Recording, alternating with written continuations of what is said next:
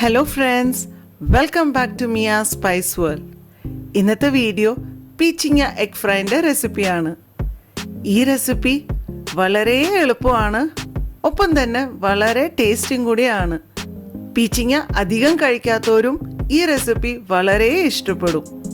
ഇത് ചൂടുള്ള ചോറിൻ്റെ കൂടെയോ ചപ്പാത്തീൻ്റെ കൂടെ നല്ല കോമ്പിനേഷനാണ്. അപ്പം നമുക്ക് പെട്ടെന്ന് തന്നെ വീഡിയോയിലേക്ക് കിടക്കാം. പിന്നെ നിങ്ങൾ ഈ ചാനൽ ഫസ്റ്റ് ടൈം കാണാൻ വെച്ചാൽ പ്ലീസ് ഒന്ന് സബ്സ്ക്രൈബ് ചെയ്യണേ, പിന്നെ തൊട്ടുള്ള ബെൽ ബട്ടണും പ്രസ് ചെയ്യണേ. So let's get started. ഈ റെസിപ്പിക്ക് ഞാനിവിടെ 1/2 കിലോ ഇളയ പീച്ചിങ്ങയാണ് എടുത്തേക്കുന്നത്. പീച്ചിങ്ങ മേടിക്കുമ്പോൾ എപ്പോഴും നല്ല ഇളയതും നല്ല ഗ്രീൻ കളർ നോക്കിയിട്ടാണ് സെലക്ട് ചെയ്യേണ്ടത്. പിന്നെ ചില പീച്ചിങ്ങ കയ്ക്കണതും ഉണ്ടാവും. അതുകൊണ്ട് തന്നെ എപ്പോഴും ചോപ്പ് ചെയ്യുന്നതിന് മുമ്പ് 2 സൈഡ് ഒന്ന് കട്ട് ചെയ്ത് ടേസ്റ്റ് ചെയ്ത് നോക്കണം, വല്ല കൈപ്രസ് ഉണ്ടോ എന്ന് ചെക്ക് ചെയ്യണം. പിന്നെ ഇതിൻ്റെ തോല് പീൽ ചെയ്തിട്ട് ഇതിൻ്റെ വലിയ വലിയ ക്യൂബ്സ് ആയിട്ട് കട്ട് ചെയ്ത് എടുക്കണം. ഇനി ഒരു കടായി ചൂടാക്കിയിട്ട് അതിലേക്ക് 2 ടേബിൾ സ്പൂൺ എണ്ണ ഒഴിക്കുക. എണ്ണ ചൂടായതിൻ്റെ ശേഷം ഇതിലേക്ക് ഒരു 1/2 ടീസ്പൂൺ കടുക്, 1/2 ടീസ്പൂൺ ഉഴുന്ന്, പിന്നെ ഒരു 1/2 ടീസ്പൂൺ ജീരകം ആഡ് ചെയ്യണം.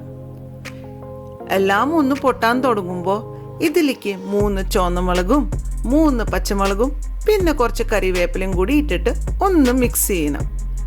പിന്നെ ഇതിലേക്ക് ഒരു വലിയ സവാള കുനുകുനാന്ന് കട്ട് ചെയ്തിട്ട് ഇതിലേക്ക് ആഡ് ചെയ്യണം. പിന്നെ ഫ്ലെയിമിനെ മീഡിയത്തിൽ വെച്ചിട്ട് നന്നായി ഒന്ന് സോട്ട് ചെയ്ത് എടുക്കണം. സവാള ഒരു ഗോൾഡൻ ബ്രൗൺ ആവാൻ തുടങ്ങുമ്പോൾ തന്നെ ഇതിലേക്ക് 1 teaspoon ginger garlic paste add ചെയ്യണം. പിന്നെ പച്ചമണം പോണ വരയ്ക്കും ഇതിനൊന്ന് സോട്ടേ ചെയ്തെടുക്കണം.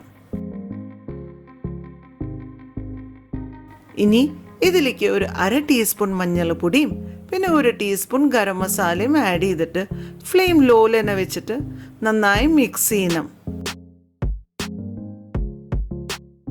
ഇനി ഇതിലേക്ക് 1/2 കിലോ നമ്മൾ കട്ട് ചെയ്ത പീച്ചിങ്ങ ആഡ് ചെയ്ത് കൊടുക്കണം. പിന്നെ ഉപ്പും ചേർത്ത് എല്ലാം ഒന്ന് നന്നായി മിക്സ് ചെയ്യണം.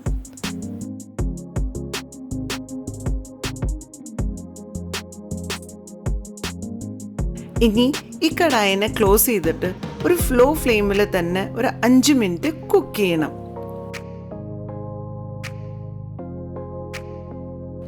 5 മിനിറ്റിന് ശേഷം ഇതിലേക്ക് 1 ടീസ്പൂൺ മുളക് പൊടിയും 1 ടീസ്പൂൺ മല്ലിപ്പൊടിയും ആഡ് ചെയ്തിട്ട് മിക്സ് ചെയ്യണം.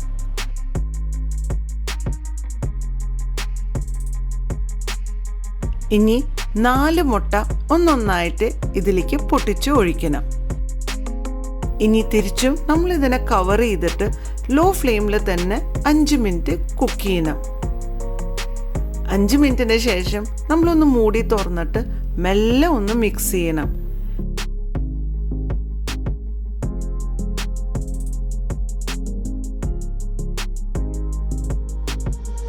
മുട്ടേനെ അധികം പൊടിക്കാണ്ട് ഒരു 2 മിനിറ്റ് ഒരു മീഡിയം ഫ്ലെയിമിൽ മിക്സ് ചെയ്തുകൊണ്ട് ഇരിക്കണം.